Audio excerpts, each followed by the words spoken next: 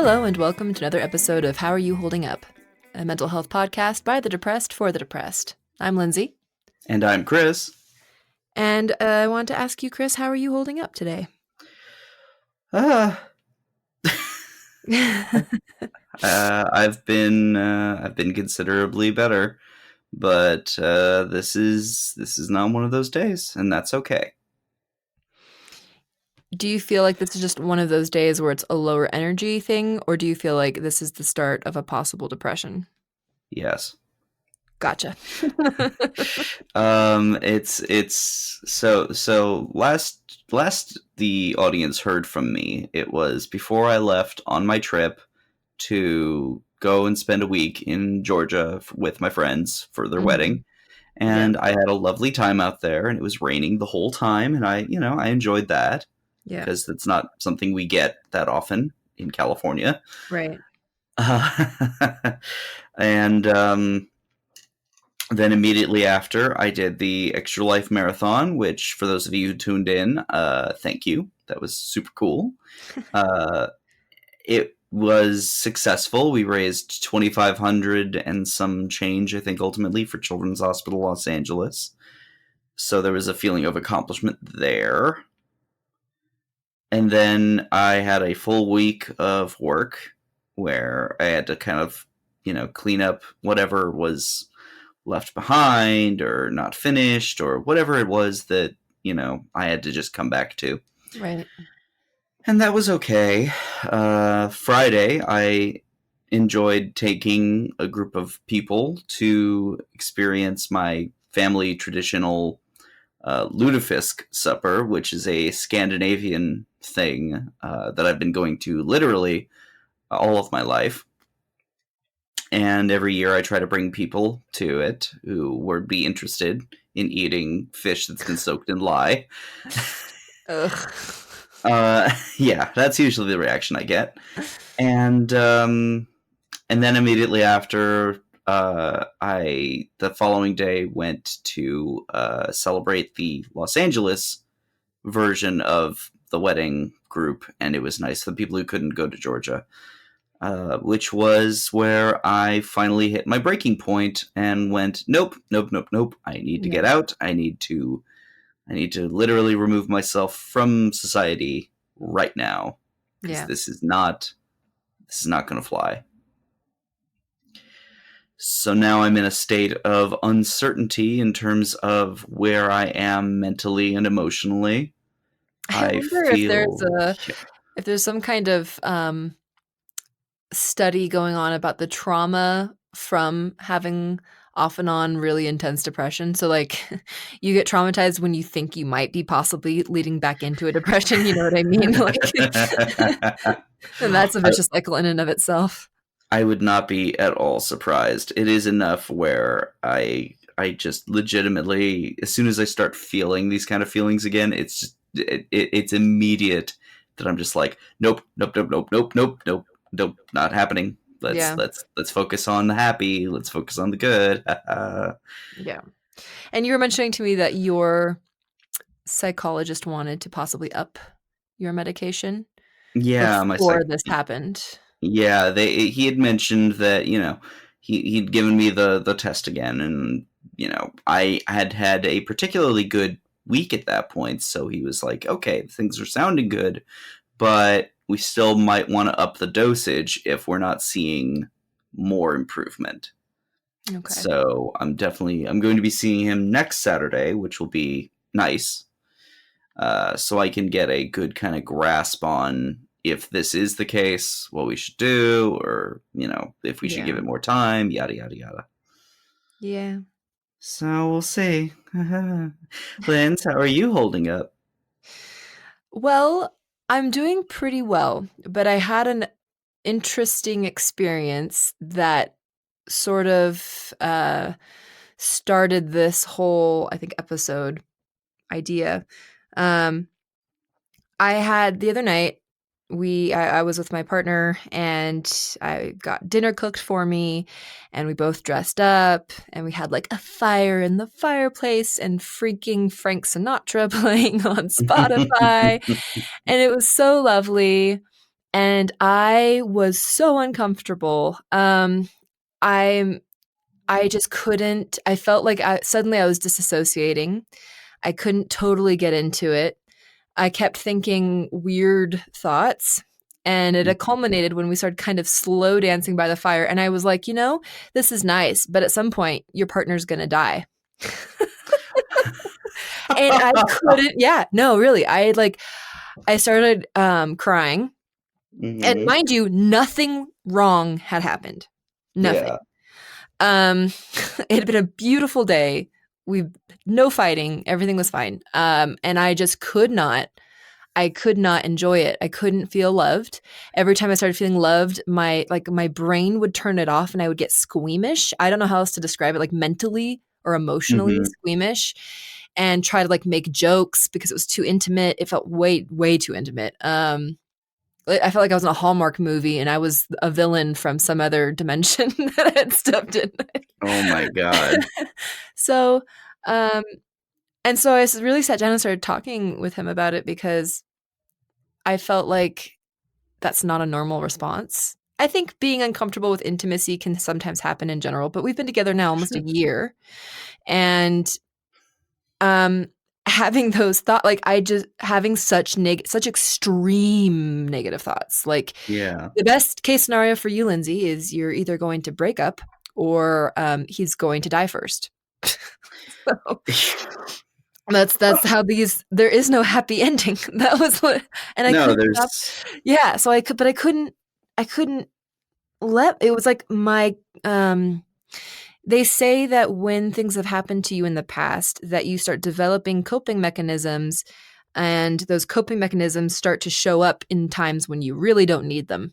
And this Mhm. was one of those times where it was like, "No, no, no, Lindsay, you're not allowed to get attached to this person, even though you can't be less like you're already I'm already in a committed relationship." Yeah. Um, so that brings us to abandonment. Yes, it does, very Be succinctly.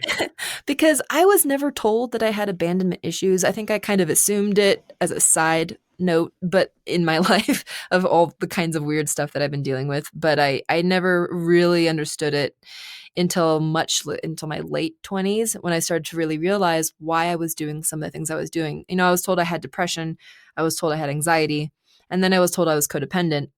Um, and through trying to fix codependency and my PTSD, which I was told at the same, like just after I was told I was codependent, I got kind of dumped by a therapist saying, "Hey, I think you should see somebody else. She deals with PTSD." And I was like, "What do you mean I have PTSD? I've never been to war." Um, so and no one ever told me, like, by the way, you may have some issues with abandonment, which of course would make sense. But let's Yeah. scoot back a little bit and talk about why I and you, Chris, could possibly have abandonment issues. Go ahead. Unlike you, Lindsay, I have known my abandonment issues my entire life. I have always, in terms of my own self knowledge, if I were to describe my greatest weakness, and that is a cool thing to expose to the entirety of the internet, my greatest weakness is by far my fear of abandonment. I do not do well by myself, as I have mentioned many times in past episodes. I am a horrible person to myself when I am single. I never take care of the person that I want to be because I feel very undeserving, or that, I have a lot of repressed anger almost exclusively towards myself, Yeah. depression about myself, anxiety of the things I do, it's so et cetera, et cetera, et cetera. So, but my ultimately my own fear of abandonment came from a admittedly violent place. It is, of course, the death of a parent, which, if you are at a young impressionable age, parents who've already been divorced, which divorce can also manifest that fear of abandonment. But when you are also in that state of this person is gone forever because of death, you you don't really know how to kind of deal with that. And it leads into, well, what do you do when someone else goes away forever? What if it's not even they're not even dead, they're just not there anymore? I mean, those are really big, scary things to deal with when you're young, and in the last 10 years, really only in the last 10 years, I think, we've started to discover how much our young brains absorb and are, um, really created for the rest of our adulthood, by the experiences that happened to us, mainly Yeah. by those who are closest to us, so parents, and really close family members and friends. So all of that is the science behind it. And we're not, obviously, we're not professionals. Mm-hmm. We're kind of sharing what we've learned. But I know that it's almost uncomfortable for me to read trauma books or childhood development books because I'm so uncomfortable by how messed up my childhood made me. And I feel like it's just embarrassing or like stereotypical, like, "Oh, I had a bad childhood, and that's why I'm the way," but it is. That's exactly why. That's So, 90% of the reason why we are the way we are. Any of us, like you talk to any single person, and yeah. hey, do you have a fucked up childhood? Oh yeah, let me tell you. Let me tell you.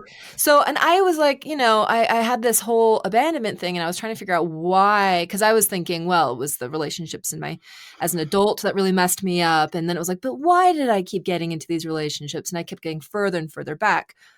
And because both my parents, even though they divorced, they did try to do a good job at staying in my life and doing things with me. Sure. And my father moved eventually just like a block away from my mother. So I didn't feel abandoned by either of them necessarily. No. Although I'm sure there's a whole thing about, divorce, but my separation anxiety and I think abandonment issues are pretty deep. And one of the reasons is I was 3 years old when the separation happened. So a chain of events occurred where my mom was suddenly single and needed someone to be with her very young child. So they started getting live in nannies Mm-hmm. who usually did not speak English. And so I grew up kind of speaking Spanglish. And but about every year or 2, they would leave, and I would Yeah. never see them again. I would never see them again, I would never hear from them again, and so my main caretaker would suddenly be gone, and my mom was working a lot, so I only saw her in the evenings, and my father had also at this point been, like, hopping from apartment to apartment. So I think looking back at that and understanding what I know now about childhood psychology, um, I think that was very, and I had never ever thought about that. Like all my primary caretakers, A, did not speak my language, and B, then left me after I got used to them. I have a similarly hilarious thing. I'm sure I've mentioned this before in the past, but in my experience after my father died, I had a childhood therapist who I was kind of working through all of my issues, one of which was my abandonment issues. And with after like a year and a half of seeing him, he we had a session. And he said, "I have to let you know I'm leaving." Oh, no. So I was abandoned by my abandonment therapist.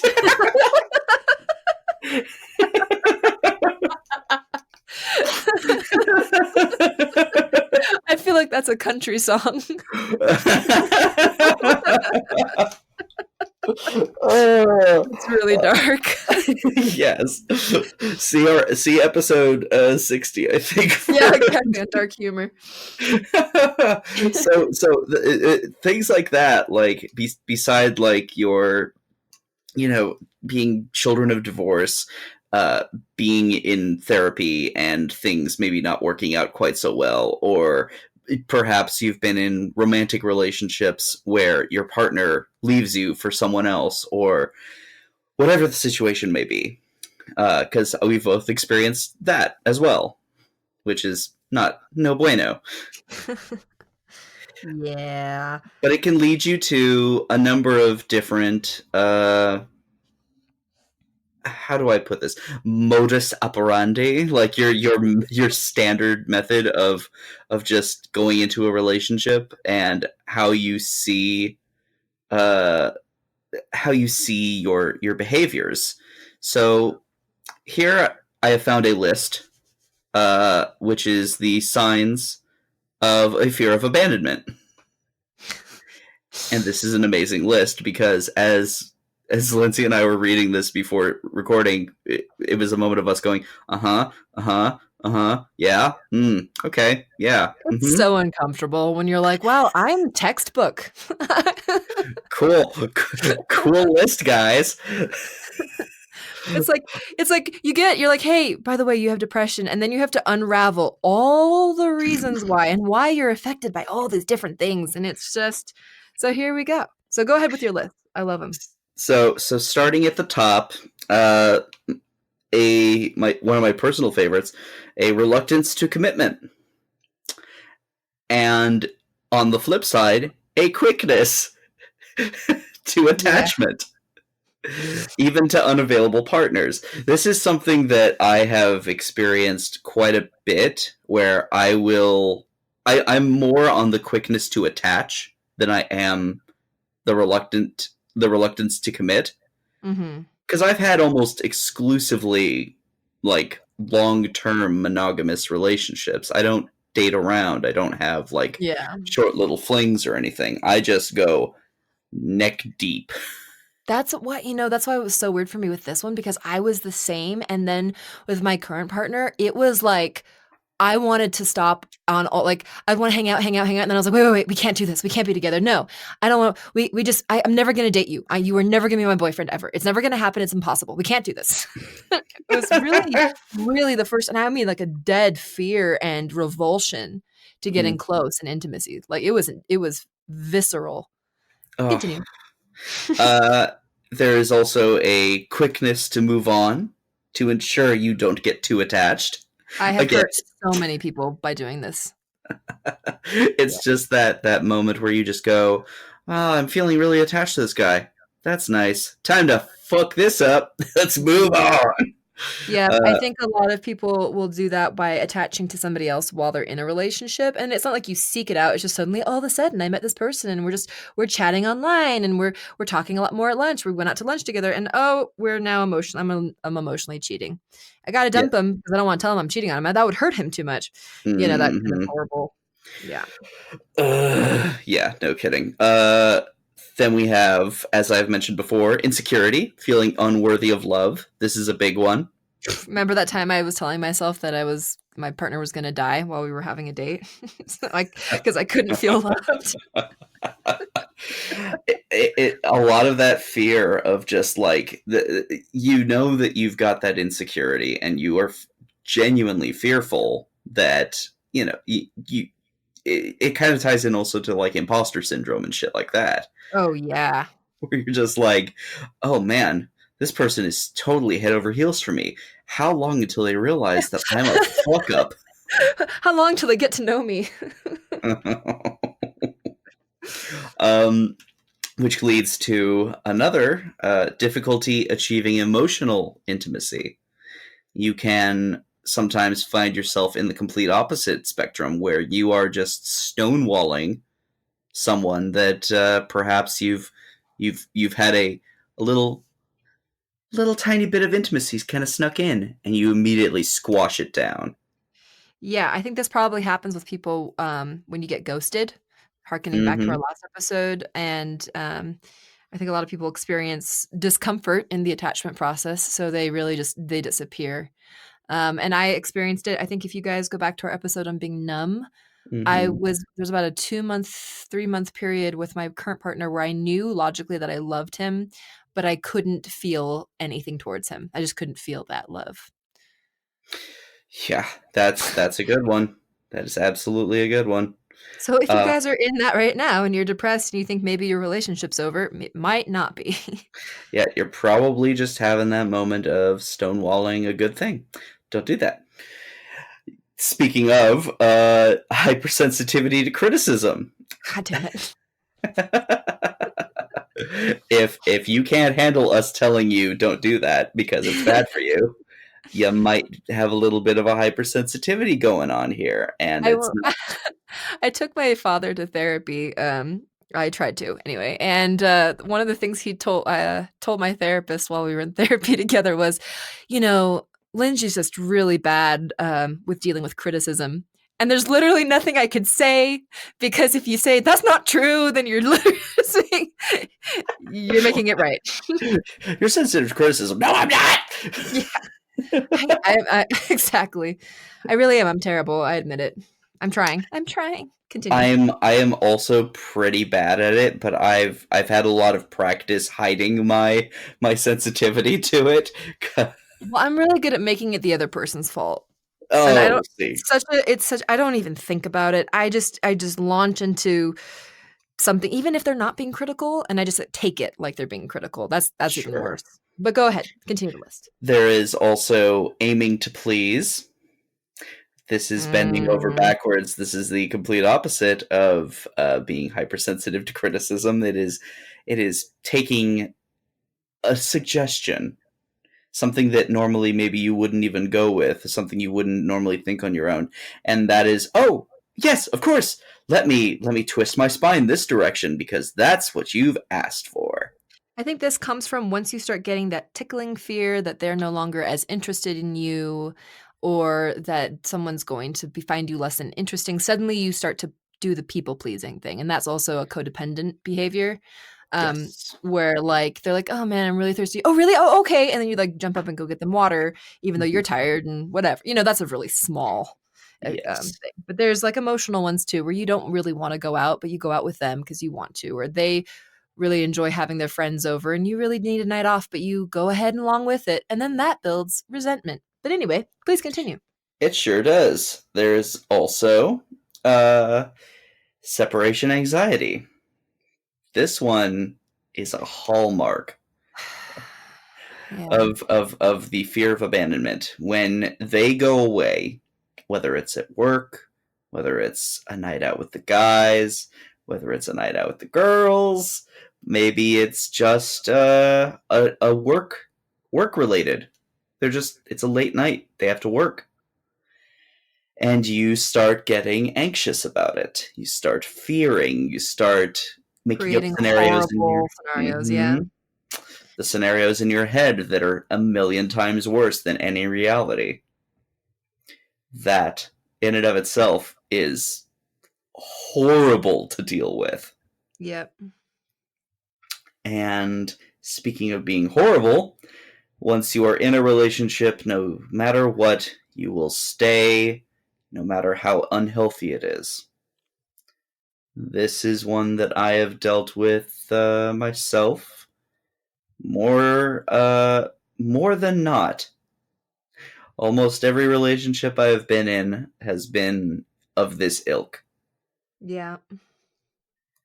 Yeah, I think a lot of us experience at least once staying in a relationship way longer than you want to or is healthy for you. And I know for me, what would end up happening was, well, it might get better, or I start obsessing over the good times that we had. Maybe that's like on one hand, but well, it felt really good, and the fear of like, I don't know, it almost feels like the person's gonna die if you break up. It's like that person's still here, that person still exists. It just means that you guys can't be in that kind of relationship together, and it's up to you to make up the relationship that is healthy. You could still possibly be, distant friends because I don't know if you could be close friends after a breakup, but it doesn't mean that they're gone forever. And for me, it would feel like this person will be gone forever. And I think that harkens back to my mother deciding a couple times that certain people in my life were not healthy, certain female friends, and then would just cut them out, would call their parents, say, don't have your daughter come around my daughter anymore.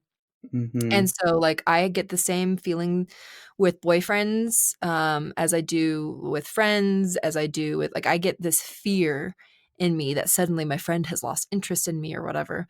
And because of the unhealthy relationships I have been in, I was also in unhealthy friendships that surrounded those relationships. And then let's say there was a big breakup, that person was gone, and so was all of my friends, um, quote Jesus. unquote friends. And so I Yeah. had to restart a lot. And so this is kind of a good example, I think, of being in that self perpetuating, re traumatizing yourself, getting yourself into something unhealthy, staying in it too long, relying on it, people pleasing it, then it's gone and your entire life is gone and then you're traumatized again. Yeah. Oh, God. Yeah, no, that's too real. And I think that's why we try to preach creating a healthy, rich inner life within yourself, and then trying to find people in different groups who will be able to support you.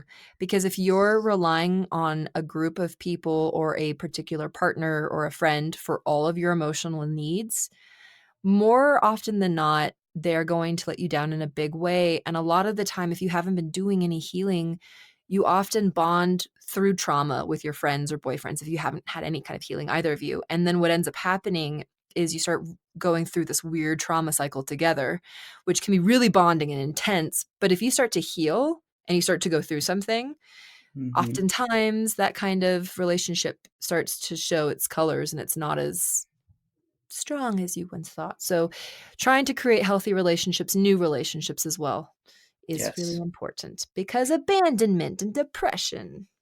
There are a number of coping strategies, of which one of them is indeed finding yourself groups, multiple groups of like-minded individuals. There is a degree of just impressionable behavior that can be instilled at that point, Yeah. where you can take those negative traits that you've had and the things that are definitely getting in your way, and you find yourself in a group of people and you are of like mind, and maybe some of them have been through a lot of the things you've been through, and they have alternate ways of getting through what you've gotten through. Sometimes it's helpful, or sometimes it's helpful. Sometimes it's helpful. Can't cannot Words. talk. First and foremost, though, if you think that you have or you are experiencing a fear of abandonment and it is interfering with your relationships, the first step obviously will be professional help. There is nothing Yeah. wrong with getting therapy. There's nothing wrong with seeing a therapist, whether it is, a psychologist, a family therapist, a social worker, whoever it may be, if a guidance counselor at your school. It's fine. They're there to help.